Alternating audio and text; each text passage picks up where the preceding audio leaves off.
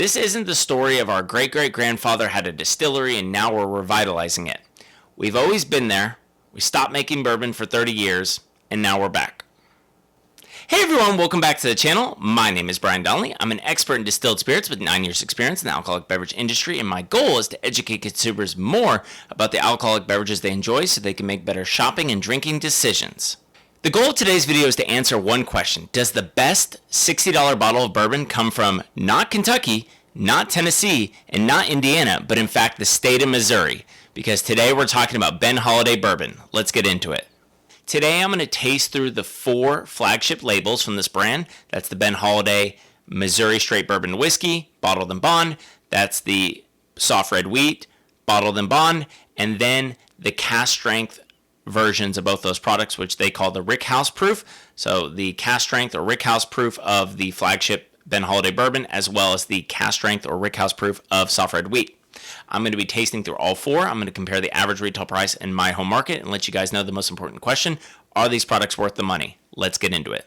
Before I get into tasting these products, I'm going to give a brief backstory over the history of the brand and the property, and I'm going to be referencing an article I wrote for my website, which I'll link below down in the description. The Hollday Distillery is probably the oldest distillery you've never heard of. Located in Weston, Missouri, just 45 minutes north of Kansas City by car, it is the oldest distillery west of the Mississippi River. Benjamin Holladay and his brother David purchased the land in 1849 after they stopped to water their horses at the site of some natural limestone springs first charted by Lewis and Clark in 1804. Ben Holladay was a Kentucky native and transportation tycoon, nicknamed the Stagecoach King for creating the Overland Express stagecoach lines that were eventually sold to Wells Fargo. Originally called the Blue Springs Distillery, Ben and his brother distilled their first batch of whiskey in 1856, and it sold for 35 cents per gallon. After the death of Ben and David Holladay, the distillery remained in the family through the end of the 1800s. The Holladay Distillery evolved as the decades passed, changing ownership and name several times before becoming the McCormick Distilling Company in 1942. The distillery was almost destroyed by a fire in 1957, eventually becoming recognized on the National Register of Historic Places in 1974. The company stopped bourbon production in 1985 to focus on producing value spirits. After a group of private investors acquired the McCormick Distilling Company, the company prioritized the development of a portfolio of more premium brands, which paved the way for innovative new brand concepts. In 2015, the distillery underwent a $10 million renovation of the original still house. It began distilling bourbon on site for the first time in 30 years, resurrecting the Holladay Distillery name in honor of the founders. This short backstory is certainly not a comprehensive history of Ben Holladay, the distillery, or the McCormick Distilling Company. An employee of the brand succinctly put it this way: "This isn't the story of our great-great-grandfather had a distillery and now we're revitalizing it. We've always been there. We stopped making bourbon for 30 years, and now we're back." The Holladay Distillery distills and ages all their bourbon and has never sourced any of their products. The company had the unique luxury of investing in 6 years' worth of aging bourbon without any financial return. Thanks to the rest of the McCormick portfolio, they could afford to make bourbon the right way from the very start. And if you're not familiar with McCormick as a portfolio, so most people know McCormick as a set of kind of bottom shelf value spirits. You know, most people think McCormick vodka that comes in the plastic 175s. Well, having the value McCormick products has given the company the financial means to invest in a more premium portfolio, which is definitely now anchored by this brand, Holladay Bourbon. But the portfolio has some other brands that people have no idea are connected to the McCormick name, and that includes Broker's Gin, which has the little top hat on top of the bottle, Five Farms, which in my opinion is the best premium Irish cream on the market. And the brand also owns Tequila Rose, the Strawberry Cream Liqueur, and a few other brands. My understanding is the company is going to be dropping the McCormick name from the kind of portfolio or the supplier side and just being known as Holladay, because Holladay Bourbon is going to be the anchor of that portfolio and the driver of that portfolio's growth moving forward. Next, let's talk about what is real Missouri bourbon. Again, I'm referencing the article that I again referencing the article I wrote for my website. The labels of both expression of Hollday bourbon read Missouri Straight Bourbon Whiskey, and you may be asking yourself if that means anything legally. Turns out it does.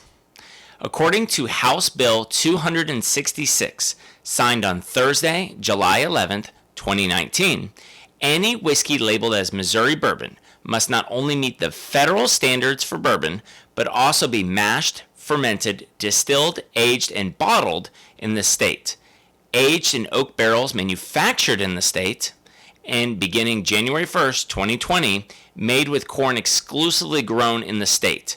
This law went into effect August 28th, 2019. So as a real Missouri bourbon, the Hollday Distillery sourced their Missouri corn from within 20 miles of the property, and the same farmer collects the spent grains to use as cattle feed, creating a closed loop. The distillery sources its barrels from Independent Stave in Lebanon, Missouri. These barrels are made from new Missouri charred white oak with a number 3 char. I'm going to show you guys the bottles when I get into the tasting portion, but since we're talking about labeling of Missouri bourbon, I just want to show you the label here. All right, so here's the label for their flagship product, and you'll see right there, Missouri Straight Bourbon Whiskey. And we'll get into the bottle and bond component here in a moment.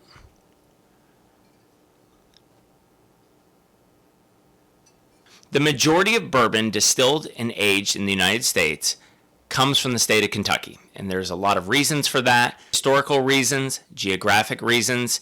Again, the history of bourbon is long, and when I say long, within the context of the United States, because compared to other spirits categories, the United States is a relatively new country and complicated. There's a lot of folklore, there's a lot of myth. Separating fact from fiction is very, very challenging. And again, this video is not meant to deep dive into the history of Kentucky bourbon, bourbon as a category here in the United States, or even, the complicated, or even the long distilling history in the state of Missouri. If we talk about the geographic factors that go into making Kentucky bourbon, then that begs the question, can you make Kentucky-style bourbon in the state of Missouri? Skeptics could be told that the Hollday Distillery can make Kentucky-style bourbon in Missouri because of 3 significant factors: water, warehouses, and weather. The Hollday brothers purchased the land in 1849 at the site of some natural limestone springs first chartered by Lewis and Clark in 1804. Still, it took them 7 years to convert it into a fully operating distillery. They dug out a cistern from the 7 limestone springs, which are 15 feet wide and 35 feet deep and hold 45,000 gallons of natural limestone filtered spring water. Located right next to the still house, it takes about 3,000 gallons of water to cook a batch of bourbon. The next day, the water level returns to where it was. Putting a dollar amount on this kind of natural resource would be impossible. All right, so that covers water. Next, warehouses.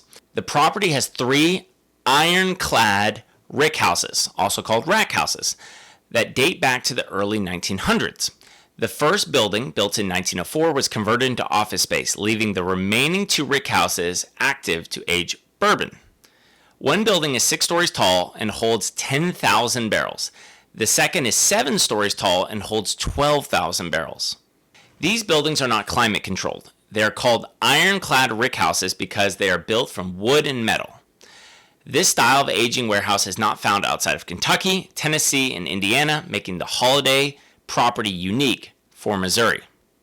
At the beginning of the hot season in spring, they open up the windows of the rickhouses to allow the aging barrels to breathe. In the fall, they close the windows for the winter.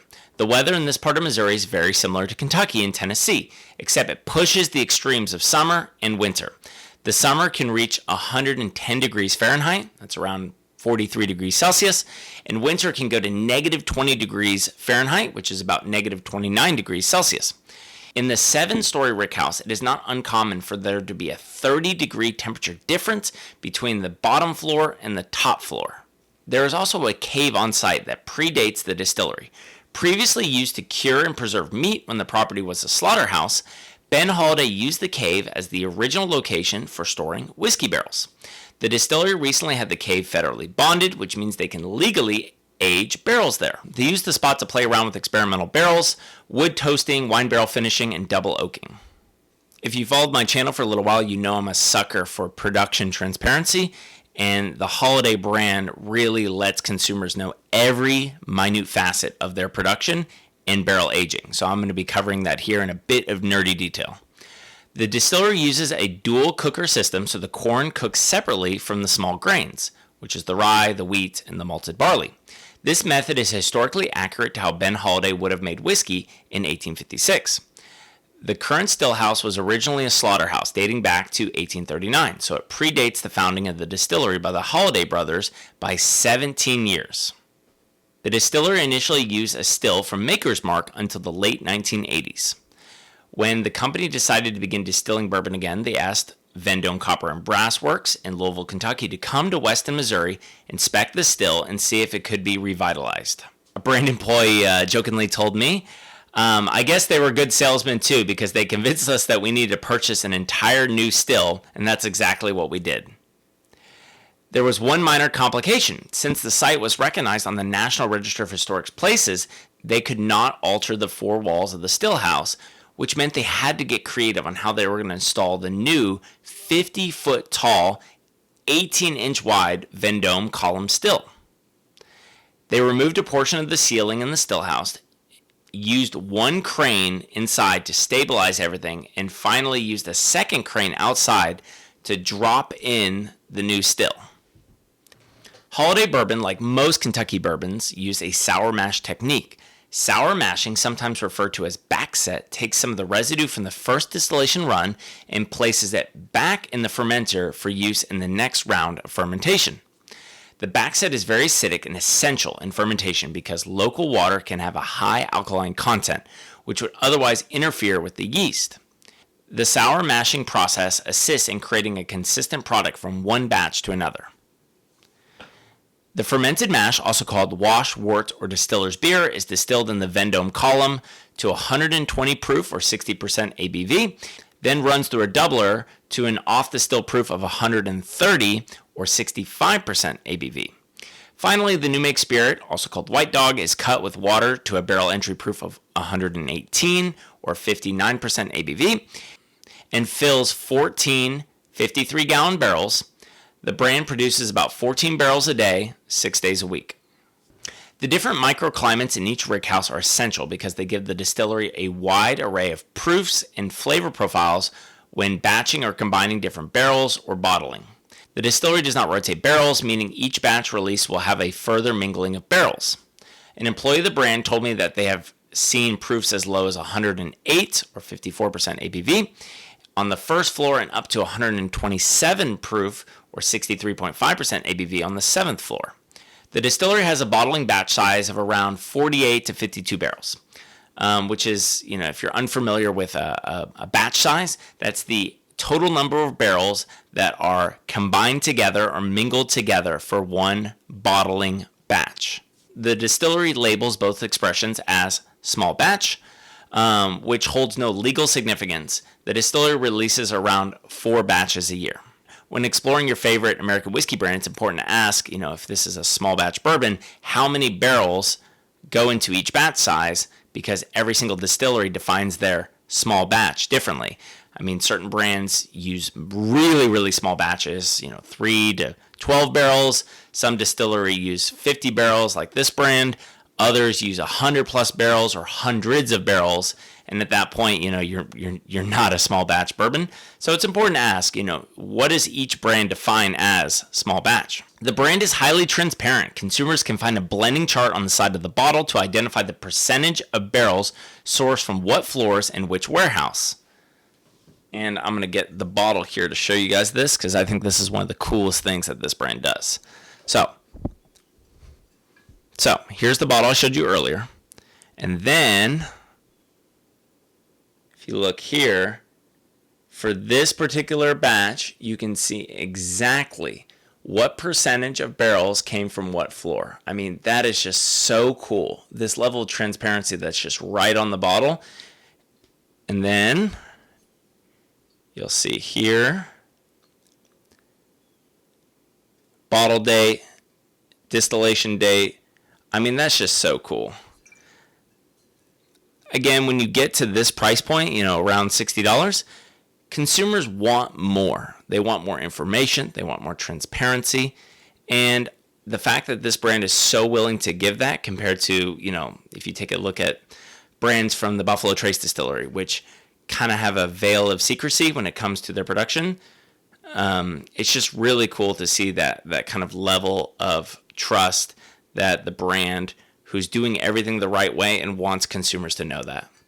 The master distiller, Kyle Merkline, has a target flavor profile or house style that he tries to achieve with each batch. Each barrel ages differently. The location of barrels you use will change from batch to batch. I'm sure consumers have started collecting different batches to keep and compare their favorite releases. The distillery can only blend barrels for 6-month distillation periods to be considered bottled and bond. Here's a quick refresher about what it means to be labeled as bottled and bond. The Ben Holladay and Soft Red Wheat are bottled and bond bourbons. Under the United States Bottled and Bond Act of 1897, this means the product must be aged in a federally bonded warehouse for a minimum of 4 years, produced in one distillation season, which is January to June or July to December, from one distillery, and bottled at 100 proof or 50% ABV. Most customers associate bottled and bond with 4-year-old whiskey, but you'll never find a release from the Hollday Distillery younger than 6 years old. The same can be said for the bottling proof. There will never be a product bottled under 100 proof or 50% ABV. So again, referencing my bottles, I've already shown you this. You can see Real Missouri Bourbon, bottled and bond. And then here's their wheated option. And you can see bottled and bond. Now that I just showed you the soft red wheat, I'm going to talk about it here.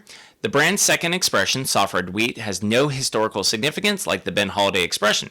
The brand has a wheated bourbon because Mike Harris, president at McCormick Distilling, is a massive fan of wheated bourbons, also known as wheaters, and asked master distiller Kyle Merkline to produce one. The decision was a no-brainer, especially considering the popularity of other wheated bourbons, such as Maker's Mark, Weller, and Pappy Van Winkle. The distillery began producing the soft red wheat expression 1 calendar year after Ben Holladay, which means they released this expression a year after the Ben Holladay expression hit the market, which was March 2023. Currently, there is the same level of production for both expressions. An employee of the brand told me that they would let the market decide which expression to produce more. 1 week, they distill Ben Holladay. The next week, they distill soft red wheat. So there are kind of 2 specialty releases that the brand does, and that's their Rickhouse proof, which historically was distillery only, but is now available in my home market.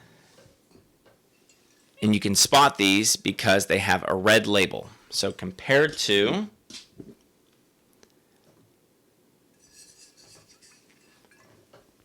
so you can see the difference between these. So if it's got a red label, that's the Rickhouse proof, or that's their barrel proof expression. And you can see the design is the same, so customers know which is which. So this is the flagship Ben Holladay Bourbon, the original, and then the cask strength, which they call the Rickhouse proof.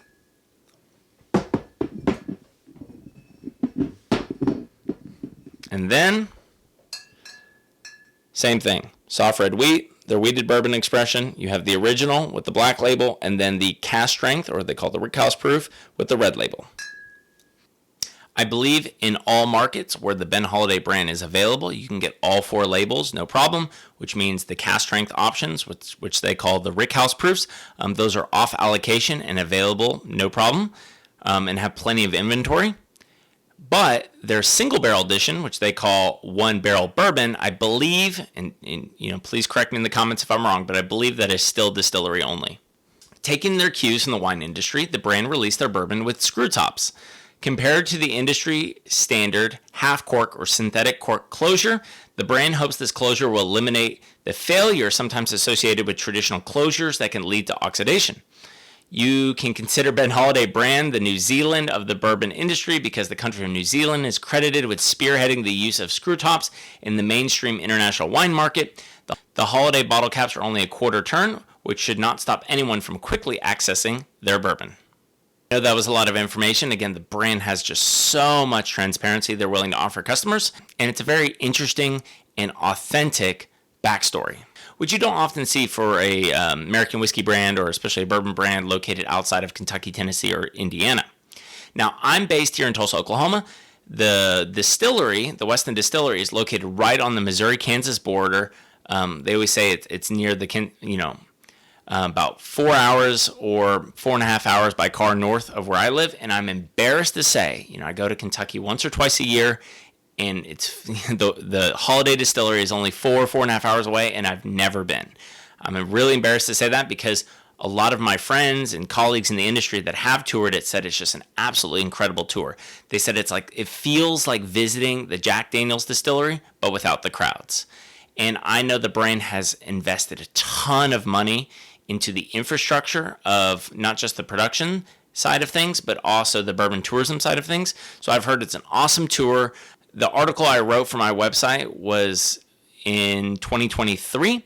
So I'm sure as this brand has grown in production and popularity, some of the numbers I quoted might even be a little out of date. So if anyone from the brand wants to make any corrections in the comments, feel free to do so. Again, I was quoting information that was accurate and towards the end of 2023, beginning of 2024.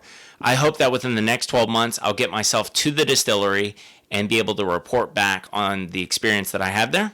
All right, enough talking about it. Let's finally taste through the 4 labels from this brand.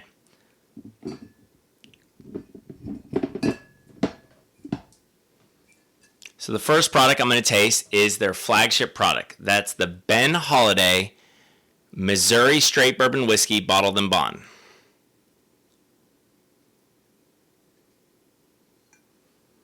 So I showed you this bottle earlier. Brian, here's your screenshot. Here's your screenshot for your thumbnail.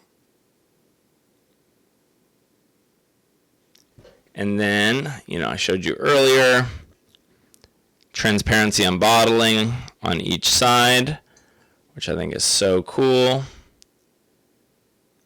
Some nice embossing on the back side with their distillery number. And again, I've mentioned this before, I just love these kind of clean, simple bottles. I don't like no offense to Woodford, I love Woodford Reserve. I don't like the flat kind of pancake style bottles. If it was up to me, everything would be kind of in like an Eagle Rare style wine bottle. And I really like this. It's clean, it's simple, but it's like practical. Like it's super easy to pour yourself, a glass of bourbon from it. And it's also super easy to, organize if you have a shelf of a lot of bottles. So I have a brand new bottle here. So let me just read again the details on this.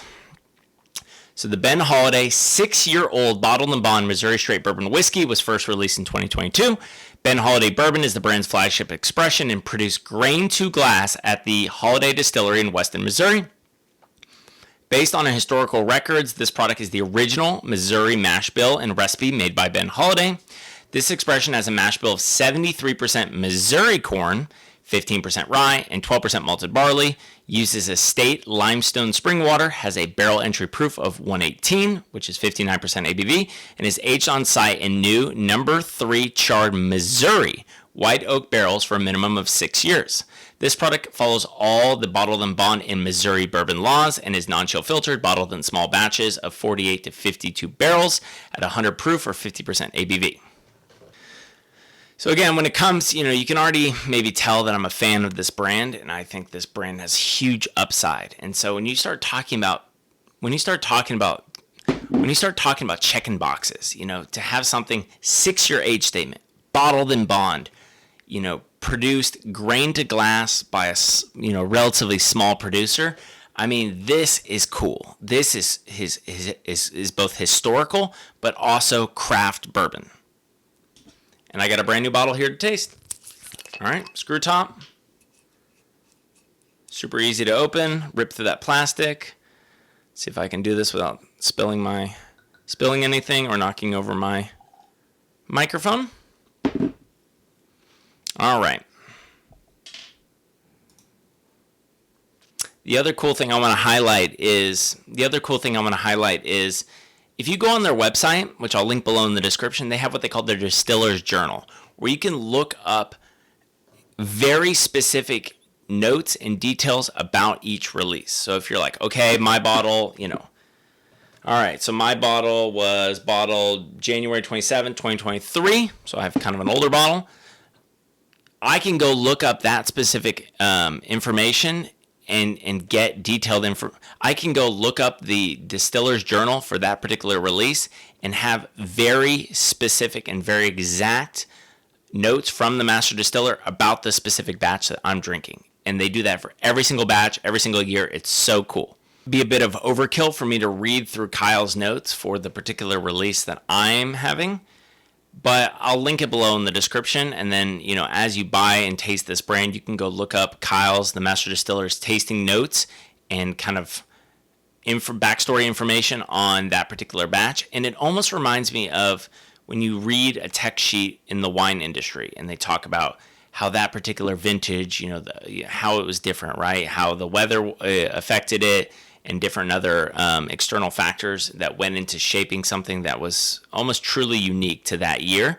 That's what this feels like. This is not mass-produced bourbon, and so there is going to be a vintage component. Yes, there's going to be a house style. Yes, they're going to try to have a lot of consistency.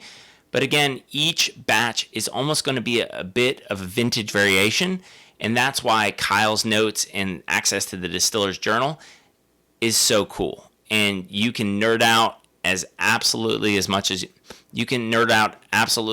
would like, or you can just open the bottle and drink the bourbon, right? And it gives customers both options that you don't get with some of the more mass-produced brands. All right. Ooh, it's got a really nice nose on it.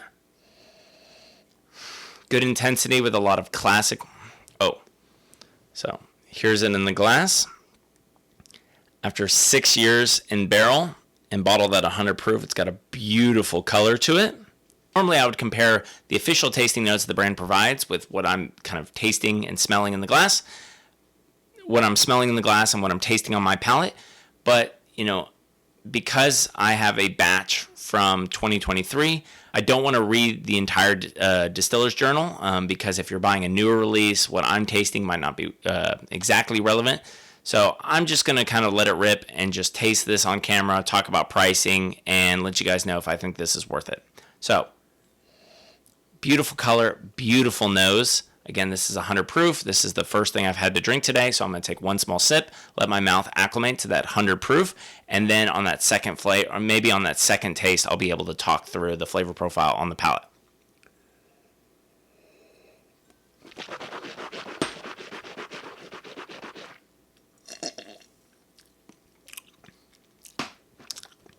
Again, you can feel that kind of pop in proof from 100 proof, but the alcohol fades pretty quick, and there's already good initial flavor on that, good strong bourbon flavor.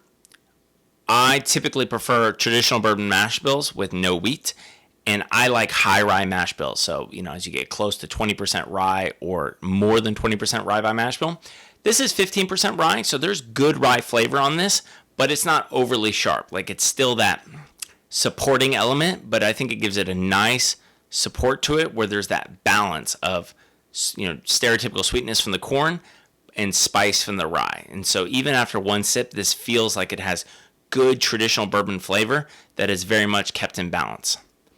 Let's revisit it.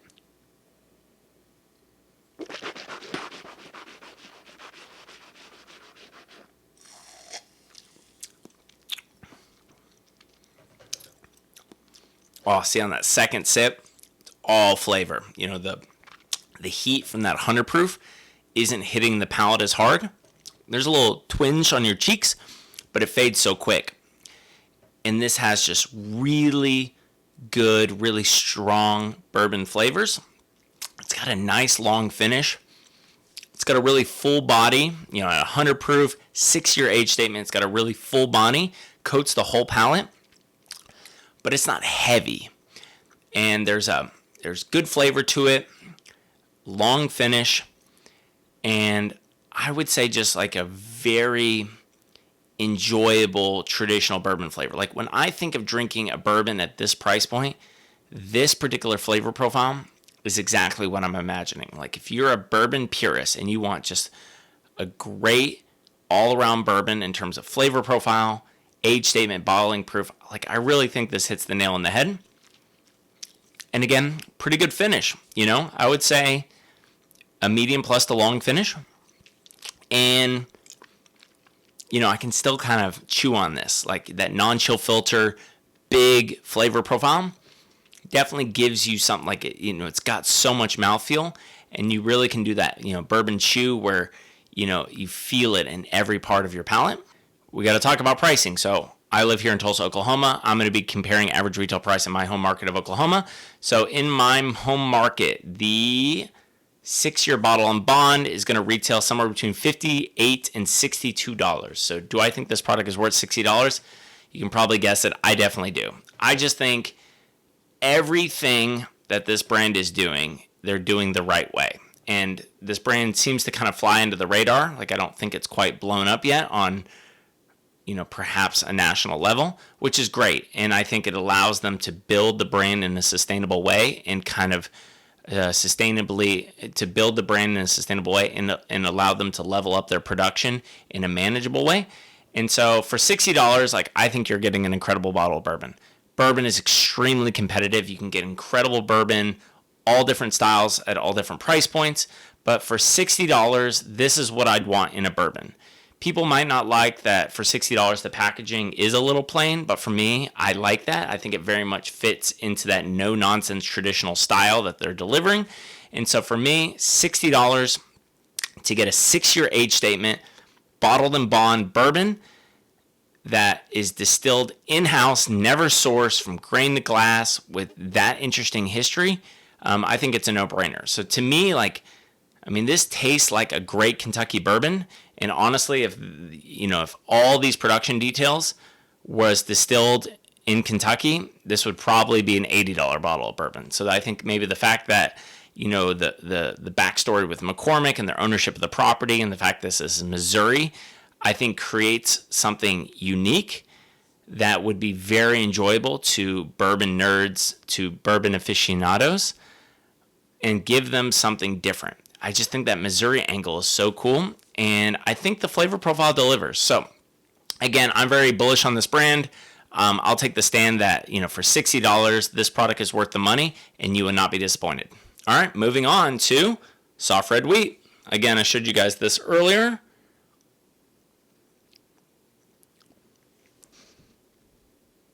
And you'll see, here's your transparency in your production. Here's your bottling transparency on the side. Same embossed distillery number on the back. Bottled and bond, Missouri straight bourbon whiskey. Similar packaging. Again, the black label indicates that it's the normal 100 proof bottling. But you can see slightly different artwork here. Again, I got a new bottle here. Let's pour this without spilling or knocking over my microphone. Not always guaranteed.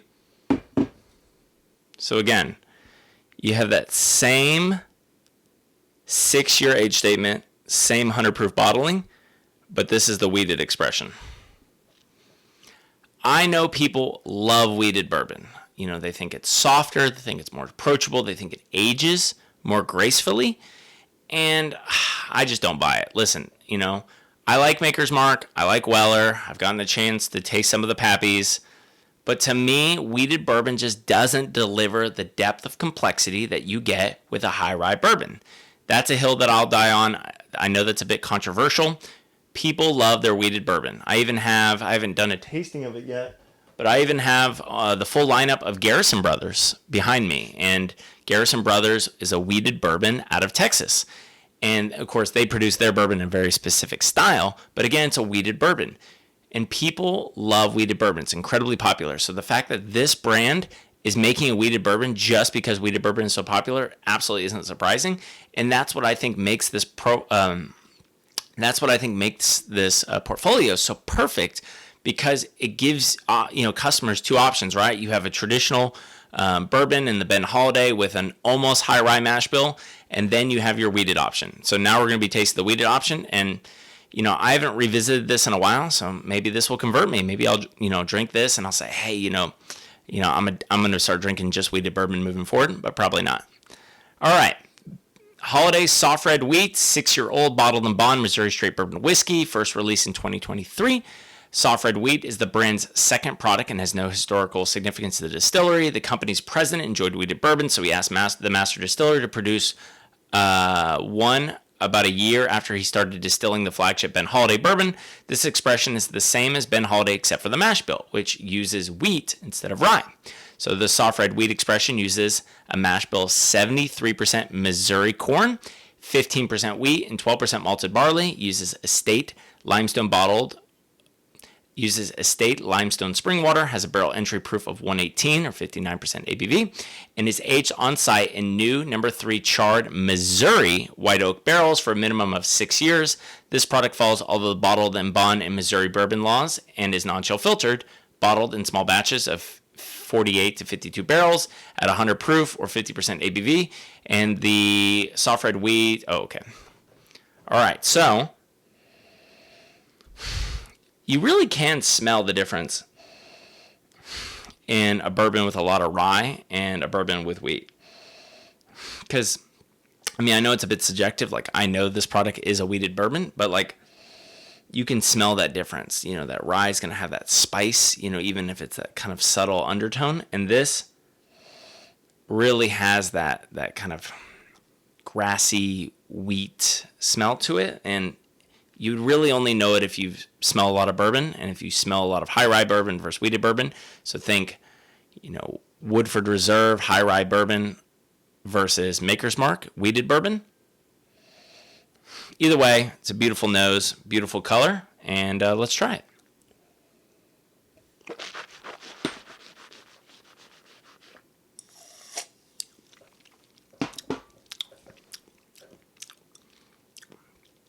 Again, my mouth's already warmed up. To the alcohol. This is bottled at 100 proof.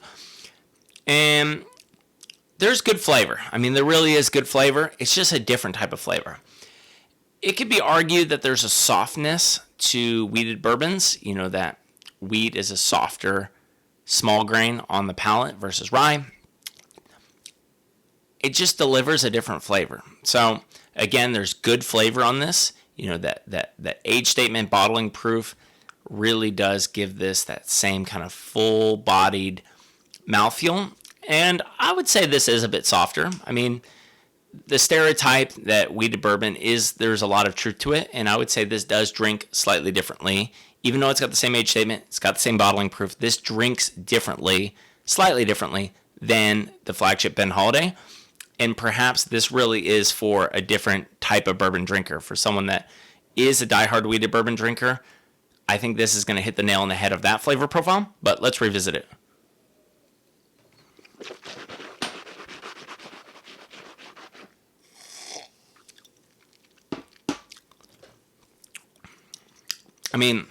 Listen, just because you're a wheated bourbon doesn't mean you can't deliver good flavor.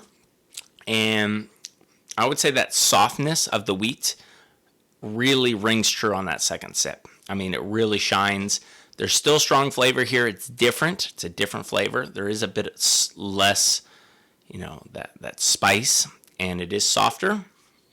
But when I say soft, I don't mean weak, right? Because at 100 proof, 6-year age statement, this is still a serious bourbon, but that wheat's just going to change the flavor profile. And it's fascinating to see the way that small grains shape the flavor profile.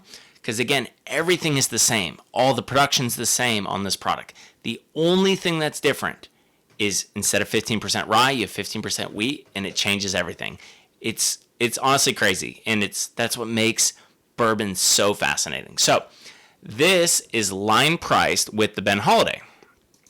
So in my market, this is also going to retail between $58 and $62. So do I think this is worth $60? For $60, I would buy the flagship Ben Holladay. But if you're a serious wheated bourbon drinker, and you spent $60 on this product, I think it would be worth the money, and you would not be disappointed. All right, let's get into the final two labels, and that is going to be the Rickhouse proof of the original Ben Holladay.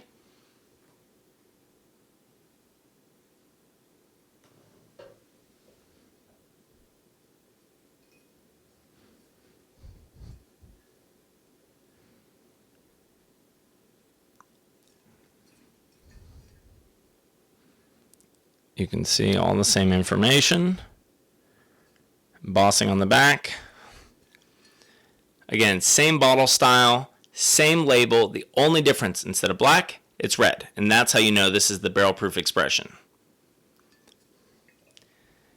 Originally, this was distillery only, but now it's available pretty consistently in my home market. And again, we talked through earlier the production details behind this product when I covered the flagship Ben Holladay. The only difference is the bottling proof. So instead of being bottled at 100 proof, this product, this particular batch that I have, is bottled at 120.1 proof or 60.05% ABV. And again, you can see Warehouse C, Missouri DSP number 5, and then you can see that percentage of barrels, what percentage came from what floor, which I just think is so cool. The bottle I have was distilled fall of 2016 and was bottled August 17, 2023. Again, same 6-year age statement, same everything. Only difference, bottling proof. Got a brand new bottle here. Let's try it.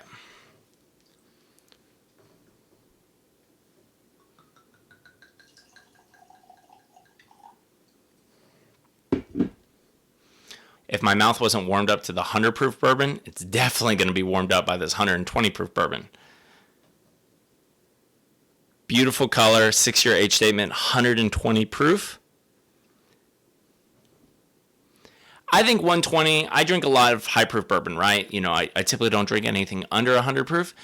And for me, 120 is a nice sweet spot. When you start getting to 130 and plus, that kind of hazmat territory, it really just, it just eviscerates your palate, right? You really can't get the level of flavor. It's fun because you can dilute it down to what you want. You can dilute it down to 125, 120, 115 by adding water, by adding ice.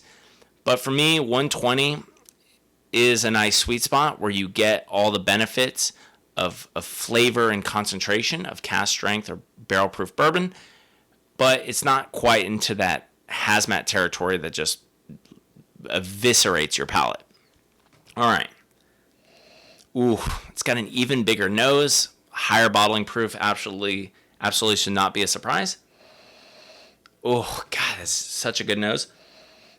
And, I always try to keep my mouth open when I smell, so that way, the alcohol does not interfere with the flavors. But even at 120 proof, the smell on this is beautiful. All right, first sip. And I'm going to take a very small sip, let my mouth acclimate to that 120 proof, and then on that second sip, I should be getting a lot more flavor.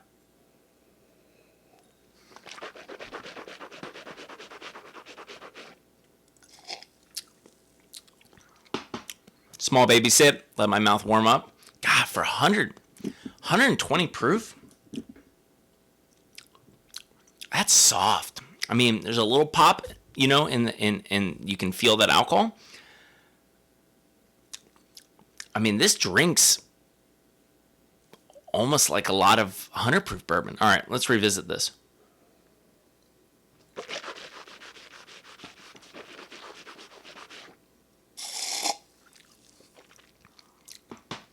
Ton of flavor. Ton of flavor. That's a big bourbon. Just packs a punch of flavor. And when I say packs a punch, I mean in a good way. This is just a big wave of flavor. And then as it starts to finish, it's got a long finish. The flavors of this coat every inch of your palate. It feels really viscous, like you could chew it, even more so than the 100 proof options, which should be no surprise. And it's a little boozy, but that booze fades kind of quickly and you get the flavor. And there's that higher degree of concentration with that higher proof. With additional proof comes additional flavor. And that flavor just really hangs on the palate. and hangs in a good way where, I mean, it stays with you, and that's how you know this is a well-made product, when that flavor doesn't just disappear. I mean, it hangs around. It's got a strength and a very specific identity to it. So this is really tasty. And if the 120 proof kind of scared you, I bet this over a big rock, or even with a couple drops of Kentucky spring water, then this would open up really nicely, and after a minute, it would just be beautiful. I'm drinking all these straight with no added water to get the most pure flavors, but I bet this with a little bit of water or a big rock would be really enjoyable. So let's talk pricing. So my home market, the what do they call this? The Rickhouse proof. In my home market, the Rickhouse proof for both labels is going to be between $72 and $78. So you're jumping from $58 to $62 to $72 to $78. So mid 70s. Do I think this product's worth the money? I'm going to plant my flag in the ground and say I think this product is worth the money. I think if you're a serious bourbon drinker and you say 100 proof bottle and bond, that's not enough for me. I want non-chill filtered barrel strength at 120 proof. Then for me, mid 70s, between 72 and 78, this product is definitely worth the money, and I don't think you'll be disappointed. I think the only thing that customers might knock is when you start getting to the mid 70s, they expect a certain flair in packaging, right?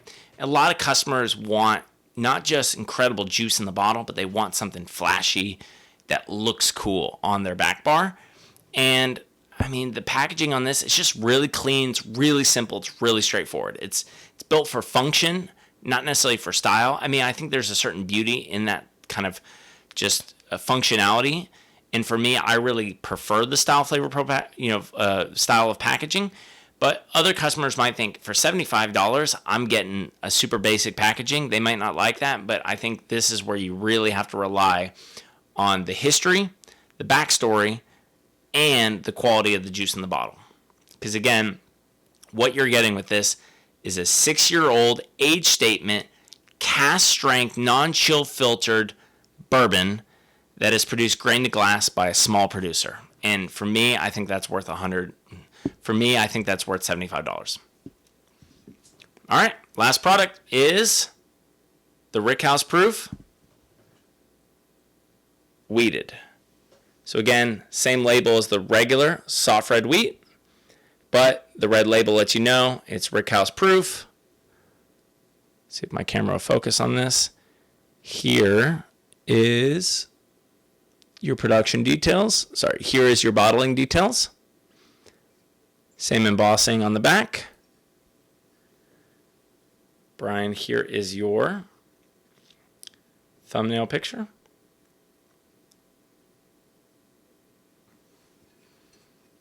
And again, I got a brand new bottle here. Easy screw off cap. Again, not flashy, built for function.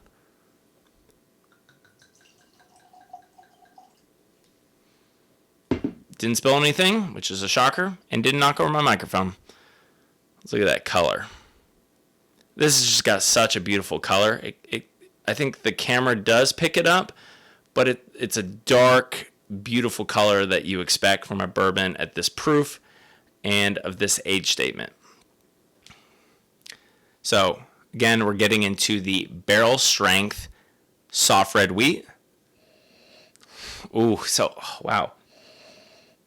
That's got a really nice nose. And remember I said you could, if you smell enough bourbon, you can tell the difference between a rye, especially a high rye bourbon, and a wheated bourbon. Well, because of the added proof and that kind of punch of extra flavor that you get with that additional proof, the fact that this is a wheated bourbon really jumps out of the glass, especially compared to the 100 proof option. So you smell this. It doesn't have quite as big a nose as I think the traditional bourbon mash bill, but you can tell it's a wheated and it's got a bigger punch than the 100 proof soft red wheat. So let's give it our first sip. So before I give it our first sip, let's look at the bottling proof. So the bottle I have is bottled August 2023, Rickhouse C, distilled in spring of 2017. This is actually bottled from 100% barrels sourced from the fourth floor and is bottled exactly at 120 proof for 60% ABV. Cheers. Let's taste the first sip. Small first sip, and then bigger second sip.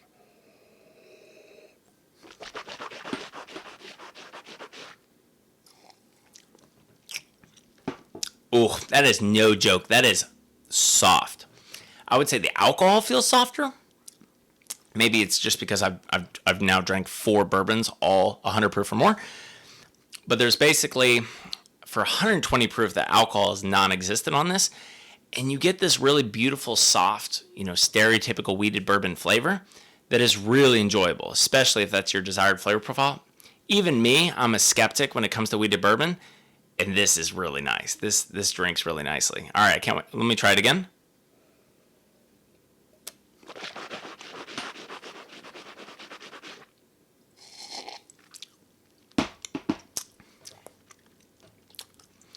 There is good flavor on this, but there's that softness. There's that stereotypical wheated character that really shines on this. And still big flavor, still coats your whole palate, but it's a very different flavor profile. I would say that it's still got that long finish, similar kind of intensity on the palate and length of finish as the regular Ben Holladay Rickhouse proof. But again, just that wheated flavor profile, that 15% wheat versus 15% rye is very different. And I would say it's magnified by the additional proof. I mean, all the differences, all the nuances that I pointed out at the normal 100 proof bottling are magnified at 120 proof. Because, again, a higher proof does not just mean more alcohol. With additional alcohol and distilled spirits comes concentration of flavor. So there's going to be a big difference in concentration of flavor at 120 proof versus 100 proof. Same, if you drank an 80 proof bourbon versus a 100 proof bourbon, that difference in flavor is really noticeable. And it's more than just alcohol, because with additional alcohol comes additional flavor. So again, this is super tasty. Even me, I'm a wheated bourbon skeptic. My friends say I'm a wheated bourbon hater. Man, this is good. I mean, 120 proof, it drinks this soft and easy. I mean, I'm sure this, when you open it up with a little, a big rock, or, when you open this up with a big ice cube or a few drops of water, especially spring water, this would just be beautiful. But even, you could drink this neat at 120 proof out of a Glencairn, no problem. Ton of flavor, super soft, for your real bourbon connoisseur, especially if you're a wheated bourbon connoisseur, this product is just going to be perfect. And it's just really beautiful. So I'm a huge fan, as you can tell from all 4 labels. I think each label offers something slightly different. And there's a surprising degree of diversity of products and diversity of target drinkers between these 4 products. So a little something for everyone. So, again, we're going back to the question, is this product worth the money? So both of the Rickhouse proofs in my home market are line price. So the Rickhouse proof for soft red wheat is also 72 to 78. So we're jumping again from 58 to 62 to 72 to 78. Is this product worth, call it mid 70s? I still think it is. I think there's so much flavor here. I think that jump in proof makes such a big difference that it's worth that extra $10 to $15. And if you are a wheated bourbon purist, this product really drinks beautifully. And so I look forward to, I've already done way too much talking today in this video. So I look forward to, in a future video, perhaps doing some comparison tastings between some, different bottled and bond bourbons, some different wheated bourbons. I think that would be really fun to kind of pit these against products that are similar in terms of flavor profile and price point. That are similar in terms of mash bill and price point. I think that would be really cool.